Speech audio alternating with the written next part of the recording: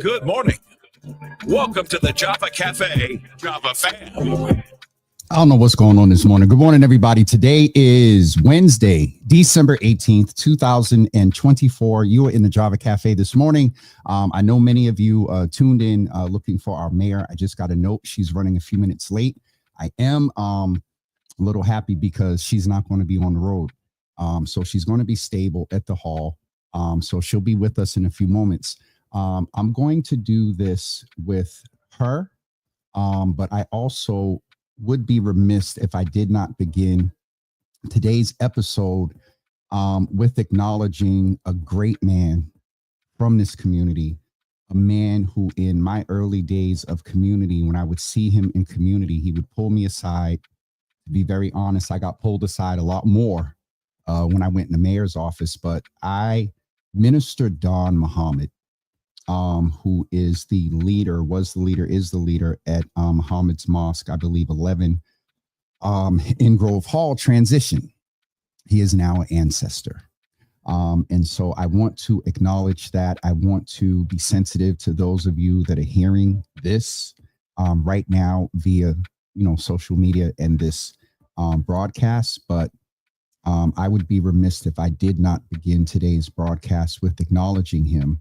We are going to give the mayor some time because she's known him as a counselor, and he wasn't as active out there as in her tenure, and probably Mayor Janey's as well, and maybe not as much with Marty Walsh.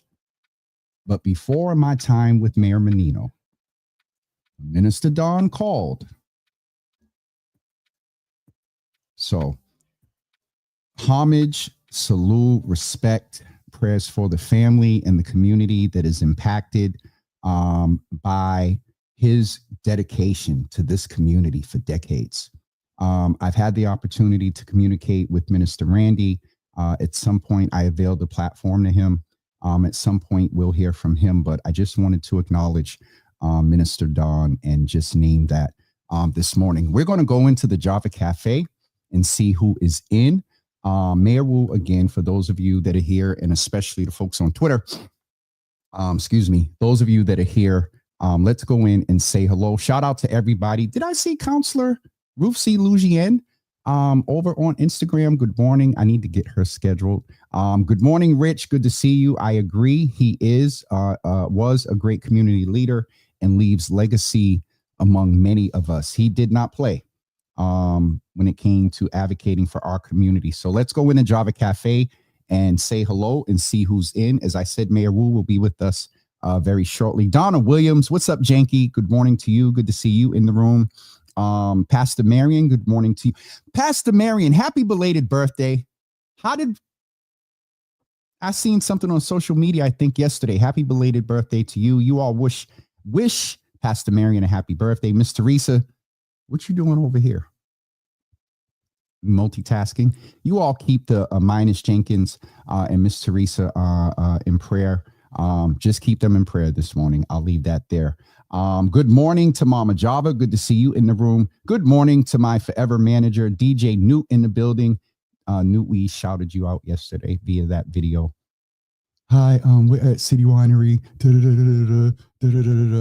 And then we caught your eyes when you saw something, but we're going to leave that alone. Pastor Marion, thank you so much for honoring Minister Don. Pastor Drumright, good to see you in the room this morning. Pastor Drumright, I tuned into, I was going to say, is it New Temple? Temple Church in Nashville. And they going in down there. The music ministry is ridiculous. But this is the brother that I referred to during the pandemic that I saw him right after or before the pandemic. Sometimes when people preach, people agree and they take and put money up on the altar like, yes, sir. And at the end of the service, he said, you know what, this Sunday, that money up on the altar, if you need medicine, if you need food, if you need, come up to the deacons and ain't gonna ask no questions. And if I remember right, because he's done it a couple of times, deacons, if there's not enough money on the altar, do what you need to do to get folks taken care of. So Pastor Drumright, we thank you, and being also a charter member here in the Java Cafe. Tashad, good morning to you. Good to see you in the room this morning. Sister Debbie, I saw you in here. Oh, there you go. Sister Debbie, good morning to you. Good to see you in the room. Rich done hopped over on Facebook. I got to do better at staying on balancing Instagram, Twitter, and y'all don't understand what goes on here in the morning with the technology. Darian over on Instagram, good morning. Good to see you in the room.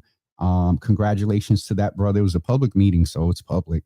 Brother Darian is the secretary now with the Black Men and Boys Commission. So congratulations to him. Who else is over on Instagram? Lou's Portfolio Photography. So I don't know who that is. Boston Cora. If I think that's who that is, Denise Cora over there. Good to see you in the room. Philip, good to see you in the room as well. We are going to hear from our mayor in just a moment. Wanted to share a couple of things with you tonight and tomorrow night. We have two very special episodes of Java with Jimmy after dark. Tomorrow night, we are chatting with, and let me say something here. Well, no, I'm not going to say it. Tomorrow night, we are chatting with ABCD, and we're going to talk about Black maternal health as a part of our It's Cuffing Season, Cuff Safely conversations. We're going to talk about Black maternal health. Black women are disproportionately impacted by maternal health. The deaths, when we talk about maternal health, we're talking about the amount of deaths that happen for various reasons. And we're going to talk about the importance of midwives. We're going to talk about stats. In putting the briefing together, I looked at a lot of the stats and it's very alarming. And so in this partnership with ABCD Cuffing Season, we are ensuring that you are aware. And the number one thing that's been so interesting to me about this awareness is these numbers around the 65 plus. Syphilis, chlamydia, and gonorrhea have went up with our 65 plus population since 2018. We heard from Dr. Ima yesterday that around the HIV factors, I didn't get those numbers yet, but the numbers that are coming out in and post-pandemic, so Viagra and whatever the equivalent is over on what you call it. And the truth of the matter is with our women, we know that the mayor just came on. So I'm not even going to go there because I'll just finish the statement. We know with our women, they don't hit their prime until later in life. And so they may not need any Viagra. So 65 plus that are dealing with these increased rates of STIs, And this is going to be an interesting transition over to our mayor. But I'm going to, y'all should see her. She did the head dip in the back. Mayor, good morning. Come off of mute because it's already a fun morning, it sounds like. I mean, so the numbers with our 65 plus, I'm in partnership with ABCD around STI, HIV, and unplanned pregnancy prevention. And I got the stats for the numbers of 65 plus, Mayor. Those are alarming. So I was just talking until you got here. And so when you popped in, I was going to say something. Good morning, Mayor Wu. Hi. Good morning. Okay, let me get myself together real quick. I have a whole agenda. Your time is a little bit short. I don't want to get into, oh God, I got to squeeze 18. Sorry, I'm so sorry. No, you're good. And I understand that, you really got a tight 10:30. So Mayor, I'm going to, we'll go fast. We'll turbocharge. All right, I'm going to make this work. So first thing I want to mention is 1 year ago, tomorrow, and this was going to play on the video, but now I'm just trying to get things together. 1 year ago tomorrow, Mayor, you had the opportunity to do something very great for a lot of police reform folks and justice reform folks in apologizing on behalf of the city of Boston to the Bennett family. That is a year ago tomorrow. The other piece about that is I'm sure you're aware that since District Attorney Kevin Hayden has did and you're a lawyer, what's the term? What is it? To wish to not prosecute. What's the Latin term? Oh yeah, it's noli prosequi. Something like that. Yeah. So I want to ask you one question there, and then any other thoughts as the anniversary is coming up. Do you feel that apology was an influence on what the district attorney did? I don't know. I haven't talked to him directly about that. I hope that in doing so, I mean, the goal of, how do I say this? There are a lot of things that when you say them publicly, you kind of walk a fine line between putting it out there in the world as real, solid,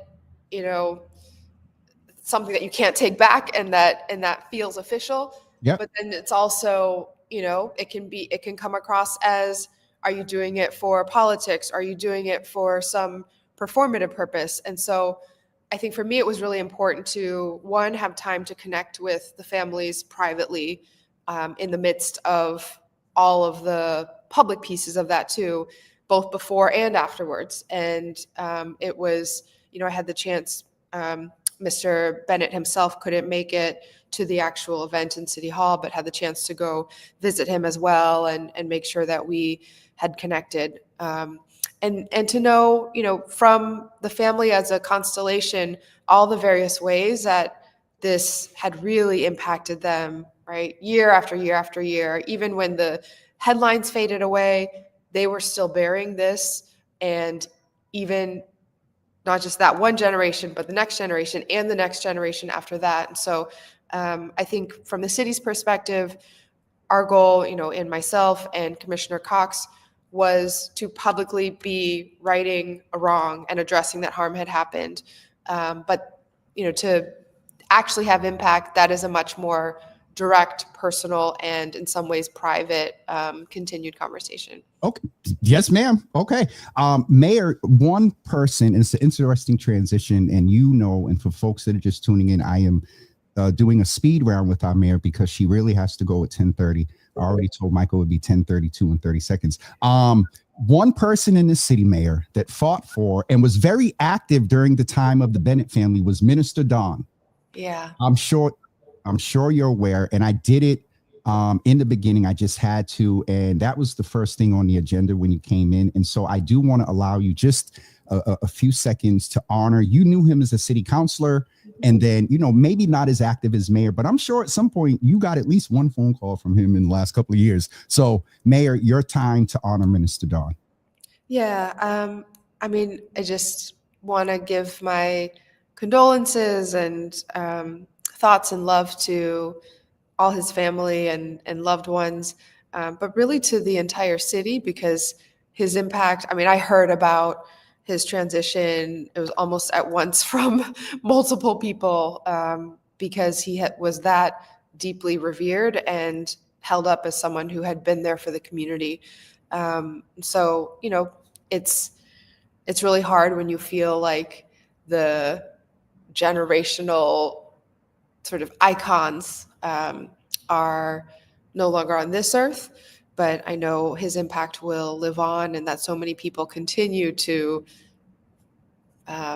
live their lives shaped by what they learned from him, and the kind of influence and impact that he had on the community. Absolutely. Mayor, thank you for that. I know I had to allow time for that, even in the speed round.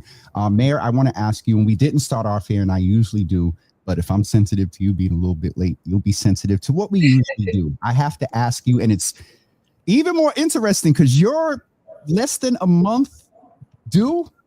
Less than a month now. Yeah. It feels like it. How you doing? I'm good. I mean, what was it? Was it even just last weekend or maybe 2 weekends ago? We did 16 hours of the trolley tour not too long ago, lighting all the trees, being out there. There's been lots of toy drives and holiday parties with seniors and various other community members, which have all been lovely. And we still have a couple menorah lighting scheduled, so I'll still be out and about and basically trying to go until I can't go. But at this point in the last couple weeks, I know, at least for me, you always start to really feel it a lot more. It's just physically, mentally, the like lack of sleep at night. And pregnancy is just this really incredible process that Mother Nature has created to, it's like, I keep saying it's like a boot camp. Like, you are being mentally and physically and emotionally just stretched and pulled to get you ready for what is going to be an intense experience. And so you have to kind of get yourself into the mindset now where by the time the baby comes, it's going to feel like, oh, this is possible because I can actually sleep a little more now. I can actually walk around a little bit more now. Is it, you think it's different this time, Mayor? Now, your time is limited. Last question there. Is it a little bit different, yes or no, in the fact that now it's a girl? Yeah. Okay. I love my boys. I treasure them. I'm also really excited to like buy little dresses that I never had to do before. That just makes me think of the story when you talk about your mom who referred to you as Mimi. Mayor, I will go right in, and these transitions are interesting and rushing, but one of the things that's been very concerning for me is watching you navigate this residential tax relief work. I saw your face. Nick has yet to respond to my text because I want to invite him to come in and explain to us what was his reasoning. But can you just update us? And if folks remember, almost a year ago, it was either March or May's episode. You remember you said something with the finances, and I was like, hold on. What are you forecasting? And so there were some things coming down the pike that you're trying to prepare for also now within the context of what's going on at 1600. What's going on with the tax relief and what do residents, especially because I believe a lot of your concern with seniors, what do people need to prepare for? So here's the transition. I was not pregnant when we started this tax situation. I was not pregnant when we first filed. I understand. Okay, got you. With the city council. And now 8-9 months later, you know, we still didn't get a vote on it before the Senate. And so I think, you know, and I've said this in a couple different spaces as well, everybody who has been duly elected by residents exercises their judgment on how best to do their job. And, you know, I'm not going to try to say to someone else who was elected by people that, you know, they have to do it my way or this and that. I will say that it's been incredibly frustrating and heartbreaking, really, to see how much residents have factored into the process at various stages, or actually say how little residents have factored in at various stages. You know, we started this saying that this was about avoiding worst case scenarios because there's no way to predict at the beginning of the year where tax assessments and property valuations are going to land at the end of the year. They always take a full 12-month cycle to go through 180,000 parcels and figure out what the value is and therefore what the tax rate is and this and that. It's not something that we're ever able to say, oh, we know next year's going to be this amount and the year after it's going to be this amount. And when there was evidence raised that it could be an issue with commercial offices going down because people are zooming in more and residential still going up, it was going to cause this sort of flip and squeeze the pressure onto residents that we saw happen 20 years ago. There was a common sense tool. We were asked, we took the process very seriously, passed it through the council twice, passed it through the House of Representatives twice, sat with the Senate at the Senate president's table with the Boston senators at the table. And what they told us, none of the senators said a word at the meeting. None of was he there? Was Nick part of yes, that? That was the only meeting that he was at that point. None of them said a word about what they wanted to see or what they wanted to change or how to fix the proposal, which had been how we had engaged with the council in the House. And they just said to us, get it done with the business community. It took weeks of negotiation, fighting for the last half percentage point here and there and the rest. And we came to a compromise, a deal that was for 3 years to give everyone predictability over this entire period of uncertainty. And that would be about avoiding the worst case scenarios. And we said then, as we said over and over and over again, these are not final numbers. These are preliminary estimates because everything still has to be checked, rechecked, changed, etc. So by the time they made us go back through the cycle again, okay, we came to this deal, now put the deal back through the whole process. Council passed it again, House passed it again. And then it just got stuck again at the Senate, waiting and waiting and waiting, delay after delay, at the point in the cycle where even one senator can cause it not to get a vote at all. And at the end of the day, because they say the numbers shifted, as we said that they would, and they were within the original range that we projected, business people walked away from the deal, senators walked away from the deal, and everybody says this is a unusual ask. We can't change state law. That's, we have to really hold fast and not shift things around. They just did this last year for Watertown.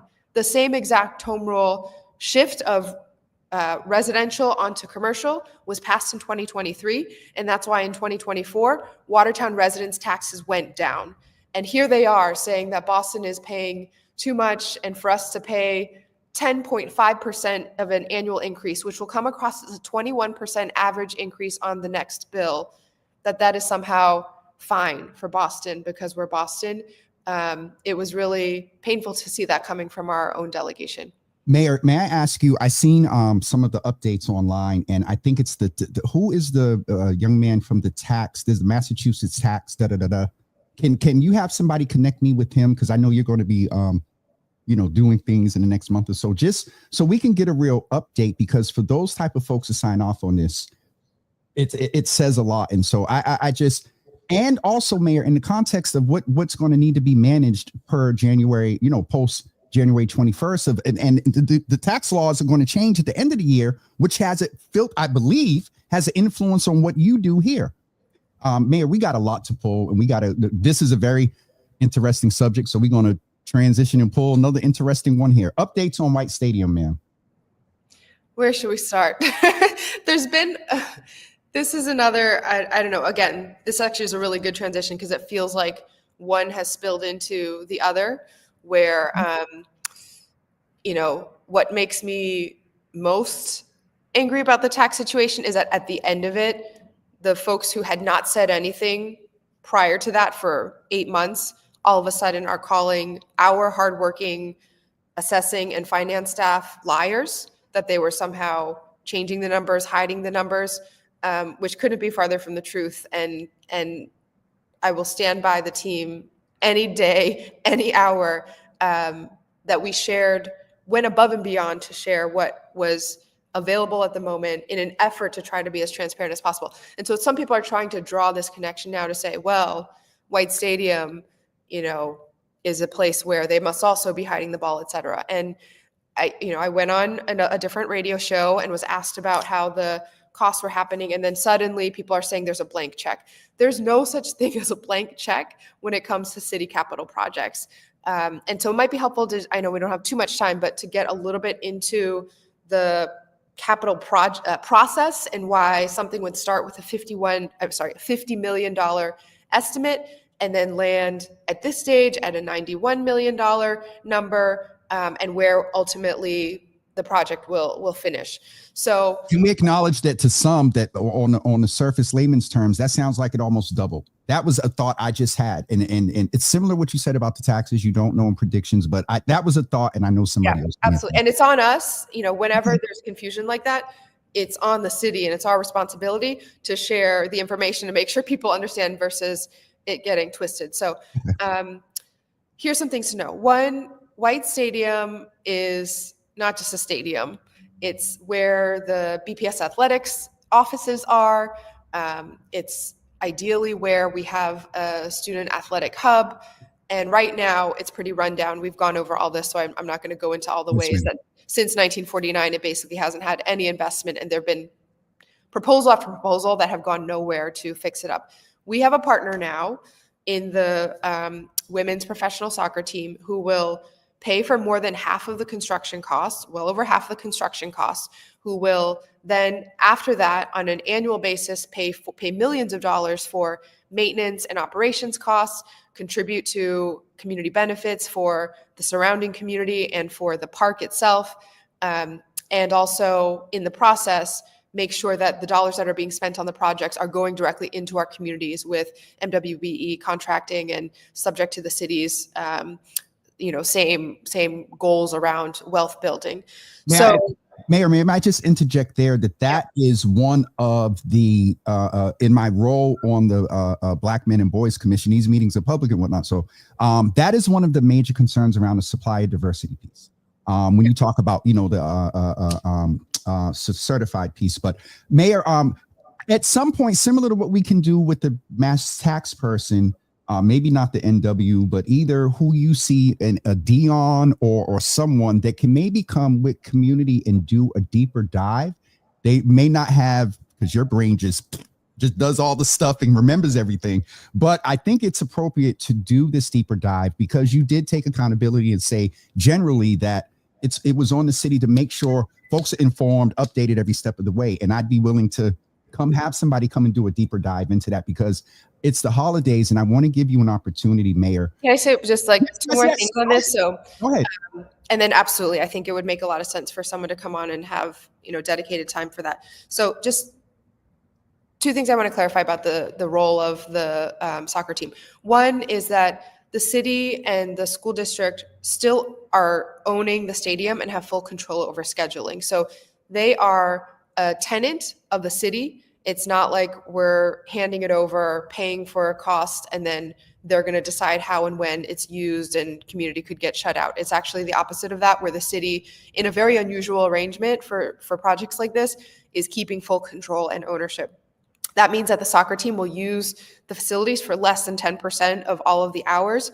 And again, make sure that we can maintain it forever forward instead of what we've had in the decades since then.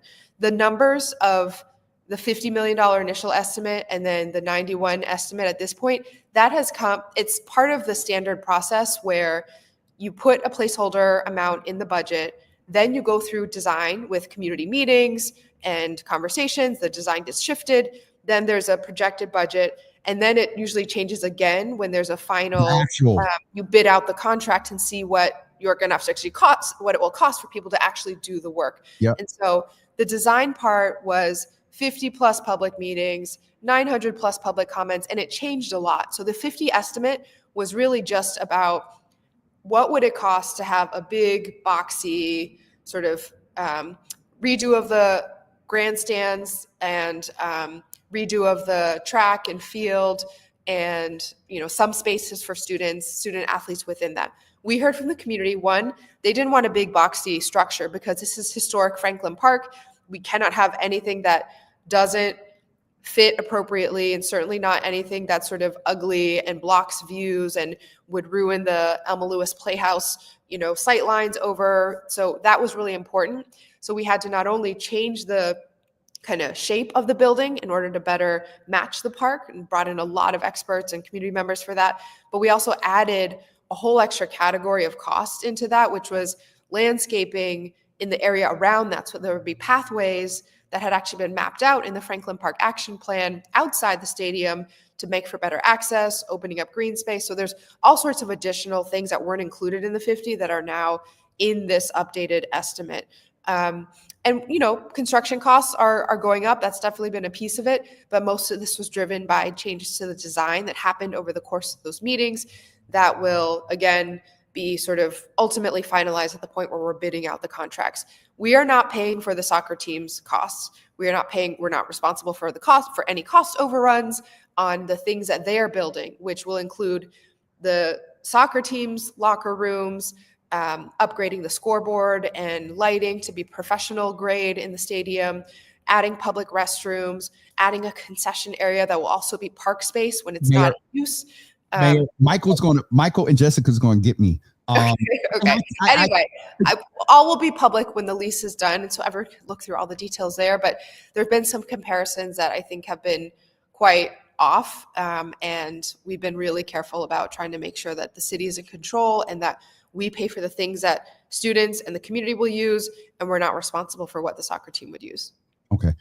Mayor, you're not going to be with us probably until February, back again, because I don't know if, for as much as you're running around, I already know you may not be here in January. One quick thing, State of the City moved. I heard it may go to March. Okay, understood. Holiday wishes and plans. I'm going to skip to 24. Holiday wishes and plans, thoughts to the community, and then if you can squeeze in 3 words that describe your 2025. Okay. This is your last episode for 24. So, holiday plans and wishes and greetings, and then only 3 words, Mayor. I'm going to hold you. No context. Okay. 3 solid words for 25. Let's go. Holiday wishes. I'm feeling a little bit behind. I need to get my hospital bag packed and also get the tree and all these things. So I hope everyone is feeling like in a world of so much happening and so many things that don't necessarily feel like they're moving us forward, that you get the time to just be yourself and be with your people, your family, however that's defined, your community, and hold that joy this holiday season, because I know we're all going to need it. And so I wish everyone rest and peace and community in this holiday season. And then 3 words for 2025. 3 words only, Mayor. No context, just 3 words. And then let me go after you finish. And, my 3 words are hold on. There you go. Ready for it. You know the context. Mayor, get off my screen. I appreciate you, strength to you, and everything coming with the baby in 25, and hello to Connor and the kids. And it's going to be a very interesting time in 2025. I thank you for this opportunity the last couple of years. You have really helped shape what now is my hospitable accountability, because there was some days and can you just shake your head, because people, but anyway, no, never mind. Mayor, I appreciate you. Thank you. Get off of here before I get in trouble. Tell Phyllis, Jessica, and Mike this was not my fault. I know. All me. All right. Thank you, Mayor. Appreciate you. Bye. How'd I do, y'all? That was a lot. When she gets to going on a particular subject, y'all saw in real time, when them things neurons start going off about all the stuff she knows in one thing, it just, whew. Anyway, all right, we're going to transition. I just got a slight headache over my right eye. So yeah, my brain is going the same way too right now. Listen, everyone, I have an 11 o'clock, so we're going to get ready to let you go. I want to remind you that we are coming back to this evening at 7 p.m.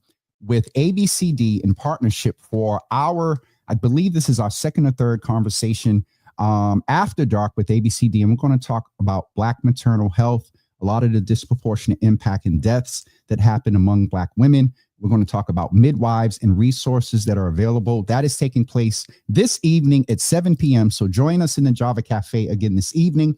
Also, plan to come back tomorrow morning for a shot of Java. I am going to dedicate that time to talk about a lot of what happened with the Bennett family. We're going to show the full press conference I'm one of the few people that has the non-legacy major media stamped. I was right in there, set up. And there's a part of the video. I'm telling y'all now that y'all are going to hear me where one of the legacy media got in front of me.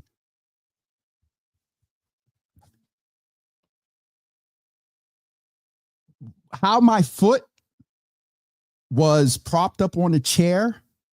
When I moved to talk to him, my foot slipped and my foot tapped his foot. And you'll hear some commentary. So I'm telling y'all now. But we're going to show that whole thing, and we're going to get ready in a sense. I'll share some commentary too, just from, observations, the movie, the docuseries and whatnot. And then at 9 p.m. tomorrow night, you all know if it's at 9 p.m., that is very intentional. At 9 p.m. tomorrow night, we're going to sit in his first sit-down interview after what the mayor declared and talked about. After the, mayor acknowledged, rather, the apology coming up on a year, and also with Kevin Hayden. And I'm going to say something. Shout out to Kevin. Long time. We conversed about it. Long time, but yeah. In this thing where pardons and stuff are at the attention of everything, wrongfully convicted. We're going to talk about the impact, but we're also going to talk about all that he has accomplished and came home in yard time. And so that's tomorrow night. Then next week on Monday, we're talking with I think it's the Boss Up Youth Entrepreneur Program. The young people are on vacation. I've been waiting to get them in, but they're on vacation, so I can get them in on Monday. And then Tuesday, we're going to share some time with the governor. We're sharing time with her later this week, but we're going to show the interview, get a peek at what's in her office for the holiday directions. We're going to do that on Friday and air it on Tuesday for Christmas Eve. And also, we're going to play the episode recorded on a former partner network where we have musicians like Tyrone Chase, Mark Copeland, Amandi Music, and also Angela Elizabeth that celebrated our holiday show last year. All right. That's it for me, everybody. I did not really go in the comments today because taking the mayor through the speed round be a lot. Oh, shoot. I see some folks in the room.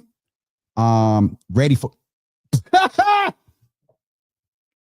and the mayor she don't say nothing without intention. She said what she said when she said, and you know the context of that.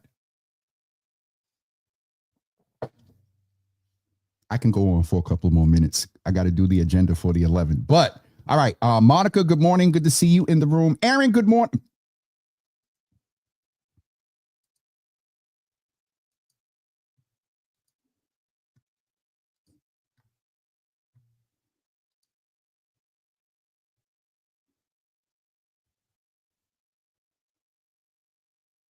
I missed your question. No, Miss Teresa. You stick to what Jesus' hands have blessed you to do. I don't know. You sound like you could be in the alto section of alto, like by yourself, the way you talk and whatnot. So I don't know. Maybe one of these days, and we get a choir back. I'm thinking about I am going to do some iteration of a Sunday Java for the anniversary sometime in March, maybe April. We're going to do a Sunday Java for anniversary because we did that every Sunday for like the first year. That was a lot. All right. Tonight, 7 p.m., ABCD. It's cuffing season, cuff safely. Also, tomorrow morning, 10 a.m., a shot of Java, some commentary. In reference to the Bennett family. There's some other commentary that that people are looking maybe for me to delve into. And we are on Friday, December 27th at, I think we said 12:01. My good friend and brother, Carlos Enriquez, is going to come in and interview me in the context of that first interview I did with Simone Miles around the intersection of Jimmy. I am Black. In order. I love God. Oh, let me do it in order. I'm Black. I love God for being Black. I'm gay and I'm from the hood. That first conversation with Simone was very interesting. But Carlos was in the text and pushing her and make Jimmy go deeper and do clarifying questions. And so he's going to come. And in the context of some of the desired, solicited, anticipated commentary around some things present trending on social media, I'm not rushing to do anything. I'm doing things behind the scenes, supporting, helping, and answering questions and connecting and all of that.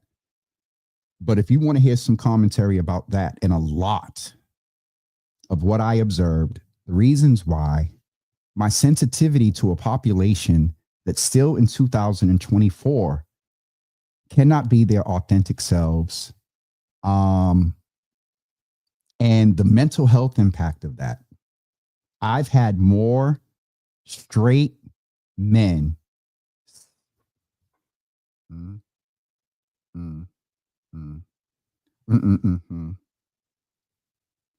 five prominent, influential brothers in the community, straighter than straight, reach out and say, yo, I'm checking on you, see what's going on social media. They did that, and I don't mind. Later in the conversation, there was a lot. So, got a family member, got a friend. I don't understand. Well, they said it. They don't understand why they don't just tell them and let them know that, so they can let them know that they're okay. Y'all don't understand. If nothing else, if no commentary, and I'll end with this. If the barrage of, let's say it, homophobia, that's the only thing, the sanitation. Hey, no more commentary. Sorry. I had to yell at myself.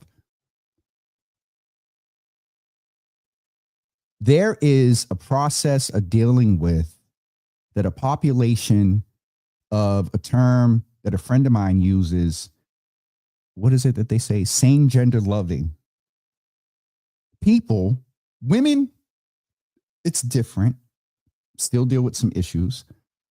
But men is, because of perception and, there's a process they deal with that is not talked about. And that is my concern. Then there's the whole health. Someone said to me, and this is the real NN, when I was taking courses in becoming a family planner, health educator, I never took the test, just the health educator. I never took the family planning test.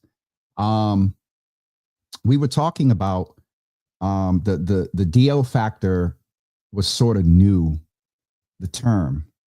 And one of the people that were talking alluded to the fact that for some men, that in the heat of the moment, sometimes, and I know some of the community might be like, well, you think just because they drunk or something that they're gonna, this ain't after dark.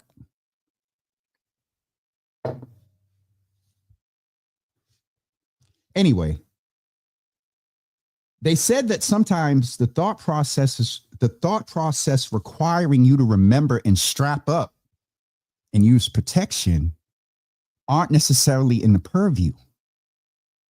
And if you all remember, there was a time where Black women were one of the largest populations of HIV infection. Around that time of that whole, I said, DL term. So we got to have some conversations to where brothers that are dealing with sexuality, even if they did it once, they want to be forthcoming and honest with their partner, but we saw what happened. So on the 27th in the afternoon, so, you know, it'll have some after dark blend in it, but Carlos is going to be the person talking with me about it. So to Dina's point, and I got to be balanced, and I've been trying to be online, and I said it here. The sanitation piece, whatnot, and all of that is valid. That is valid. On the live, they gave clarity. Food had stopped being served, and it was on the dance floor, and it wasn't on the table. You know, so, but my thing is, and so Dina, to acknowledge that, I'm not going, because I keep going deeper and deeper in. No, I got to get ready for this meeting. So Dina, thank you for not pulling me, but just acknowledging. And I've been trying to name, you know, that balance. But some of what I'm seeing, I'm going to go ahead and say it. Some from people that I thought I knew. So with that being said, we're going to talk about it on December 27th. And I'm good. I want to also say this before I go. I mentioned to you all and put a post up a few weeks ago that I'm on a journey, self-reflection, doing some work. Some brothers close to me, I had them send me questions that is going to make me think and move me toward action around the things that they've been fussing at me about that I need to do in my life. And I'm realizing if you understand the process of gold, the purification process, to get gold to the point to where it is just all impurities are removed, because you know how they harnessed it. I'm realizing that some things right now, and I pray to Jesus they're done on the 23rd so I can enjoy the holiday fully. And I'm doing well. My point is, if you're familiar with the term the dross, that's the part and where I am. And that dross is, you know, in the gold process, the dross rises, I believe, to the top, and you skim it off the top, and what's left at the bottom is pure gold, or opposite. Pure gold rises, you pour that out, and the dross is at the bottom. So wherever the dross is, I am. And it displays itself a little, it's been displaying itself a little bit on social media. And, you know, I'm just letting you all know I'm good. But I looked at a couple of posts and I said, "Ooh, this sounds a little bit like old Jimmy." And so that let me know that God is letting me know, as much as I thought I've overcome and accomplished, there's still some more things to do. And that's the process that I'm in now. I talked to my ex yesterday. Y'all have a wonderful day, and we'll see y'all tonight at 7 p.m. as we chat with ABCD around cuffing season. Y'all have a great day. We'll see y'all later. Peace.